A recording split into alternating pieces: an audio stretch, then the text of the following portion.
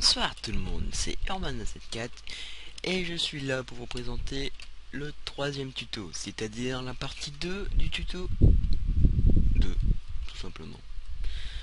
Alors là nous allons voir les lanceurs de projectiles et les lanceurs de sorts qui n'auront pas besoin de projectiles. Alors nous allons commencer par ici. Alors, non c'est pas celui-là par lequel on a commencé, c'est celui-là, voilà. Alors, nous avons les Frost Cannon, qui fait 8 dégâts, c'est-à-dire à peu près 11 dégâts quand ça touche. On a besoin de Snowball pour tirer, et ça a 15 000 utilisations, donc ça va, c'est tranquille. Ensuite, nous avons celui-là, Infinity Use, 14 x 4, Jet Damage. Là, je sais pas trop ce que c'est. Et Corrupted Bullets. Ça, c'est des monstres spéciaux à tuer. Je ne sais plus c'est lesquels, mais il y en a des spéciales. Ensuite il y avait la Cell on Dravit. Voilà, hein, Dravit Chunk. C'est pareil pour toutes celles-là. Celle-là c'est avec de l'azurite, Uvite, Mithril, Logite, et la Halite c'est toujours un loot. Golden Fury c'est sur un monstre. Et la Vecorl aussi. Alors là nous avons la Serenade Striker. Celle-ci permet de sélectionner une zone, un petit peu comme l'Underbow, et sur cette zone-ci, il y aura un éclair qui va bien sûr cramer l'ennemi et lui faire des dégâts.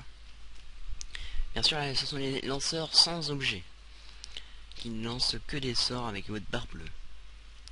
Là, nous avons le Sound of Music, qui se fait avec des Purple Blaze, qui se loot sur les monstres violets au Nether, qui s'appelle...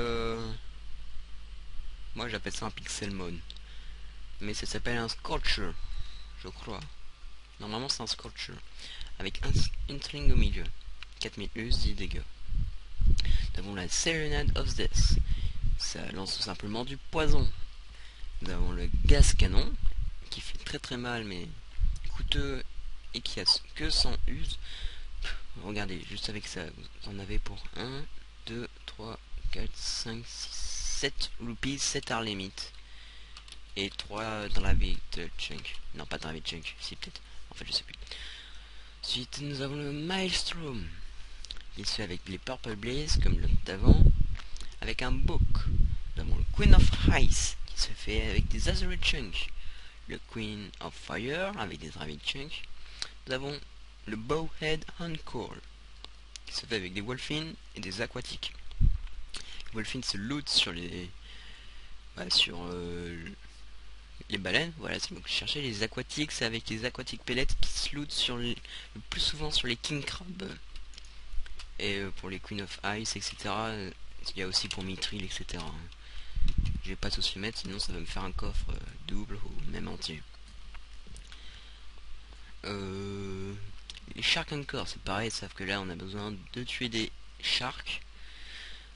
Ce qui est bien sur le PV, sur le serveur officiel, c'est que quand un shark vous tape, ça dit qu'il n'y a pas de PVP. Donc en gros, il ne peut pas vous faire de dégâts.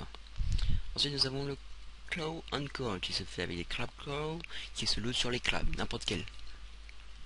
Plus souvent sur les kings. Heureusement. Ensuite, vous avez le Travit Further qui se fait avec Travit Chunk et un stick. Nous avons le Skit qui porte confusion à l'ennemi touché avec des Infinite Hues qui s'achète au Jackoman qui se trouve un peu partout, qui est quand même un peu rare. Il vous faut 60 Ace Thunder et je sais plus trop combien de têtes de squelettes du Nether. Voilà, je crois que ce sera tout pour cet épisode. On a vu les lanceurs et les lanceurs de projectiles. Maintenant vous savez à quoi sert votre barre de magie. On se retrouve dans le prochain épisode pour faire la troisième partie de ce mode. Allez, à la prochaine tout le monde.